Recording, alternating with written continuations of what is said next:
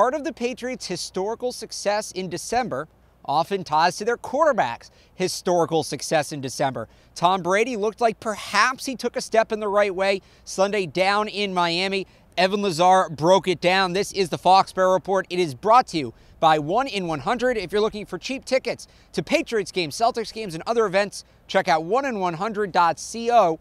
They can get you in the building for the price of a beer or a pizza. Again, that's 1in100.co. Evan, I think a lot of people encouraged with what they saw from Tom Brady in Miami. 3 touchdowns, piled up the yards. Yep. Is this a step in the right direction, or is this maybe a last fleeting glimpse of greatness? Well, I really thought that after this game, a lot of the talk was about his weapons having great games, and he kind of got pushed to the side because Gronkowski, after getting written off the week before, looked a lot better in that game, and Tom Brady kind of got forgotten about. And to me, it looked to me on Sunday like Tom Brady is starting to gear it up here a little bit for this stretch run, and he really wants to take these last 4 games to make sure that his game is where it needs to be to put the Patriots on a long, playoff run, hopefully in January, February. I don't know what this means for 2 years down the road for Tom Brady, but for the next 4 to 6 to 8 games or whatever it ends up being, I think that this is good news for the Patriots. And you broke it down, and you can find Evan's piece on CLNSmedia.com.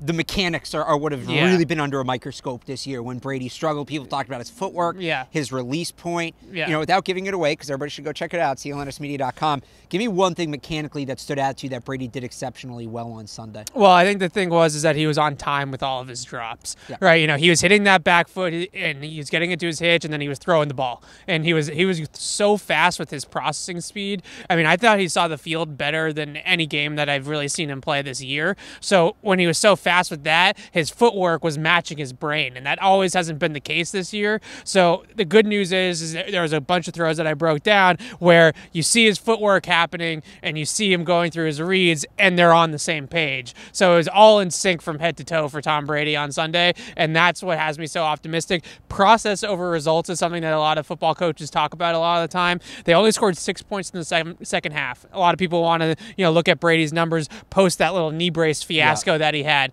But the point of the matter is that in the second half, in the first half, the process was exactly what you're looking for, and the results are going to come if that stays the same. Well, I want to talk about a moment at the end of the first half, and this moment has been tied into why the Patriots maybe lost that game on Sunday. It was a 3rd down. Brady takes a sack, allows the clock to run out at half. Patriots in the red zone end up with no points going into the locker room. Obviously, even a field goal would have made a huge difference. Brady, after the game, saying he forgot how many timeouts there were. That's beyond un-Brady-like. The thing that was working for him back before he was, Tom Brady, the greatest quarterback of all time, was he was this amazing situational football player going all the way back to the snowball. And I do think the Brady is regressing talk has been a bit out of control at times this year, but that really worries me. That kind of lapse in judgment.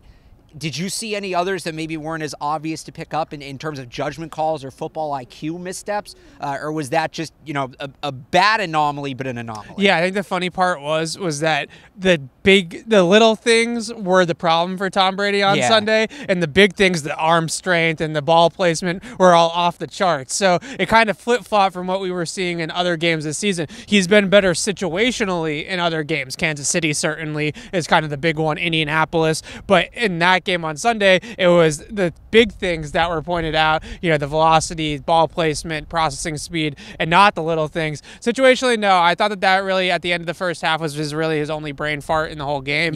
Obviously taking a sack is a bad thing, although we saw Russell Wilson throw an interception down there on the goal line on Monday night. So it's kind of like, it's not the worst thing that you could do.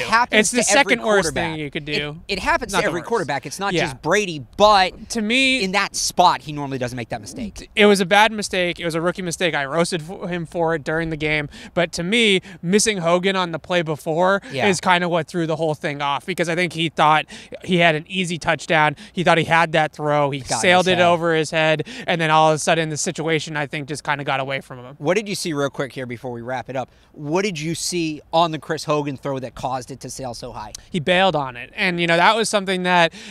Look, the pressure was there. The edge of force, it was certainly there. Cameron Wake and Robert Quinn beat both Trent Brown and Marcus Cannon on the play. So the pressure, the protection was the reason why the play got blown up, right? But in terms of Brady individually, it was something that we saw in Tennessee a lot, where the pressure was coming from either the edge or up the middle, and he just bailed on it. He just threw it. He threw it before Chris Hogan even turned his back, back towards the quarterback. So he could have been throwing it away and was just lucky Hogan was in the area? I think he wasn't throwing it away. I think he was trying to hit Hogan, but I think that he sailed it because he got rid of it so quickly. And maybe it wasn't a complete throwaway, but it was a prayer. Yeah. It was almost a throwaway. That throw for me was probably the only throw that I really thought that he egregiously missed the entire game.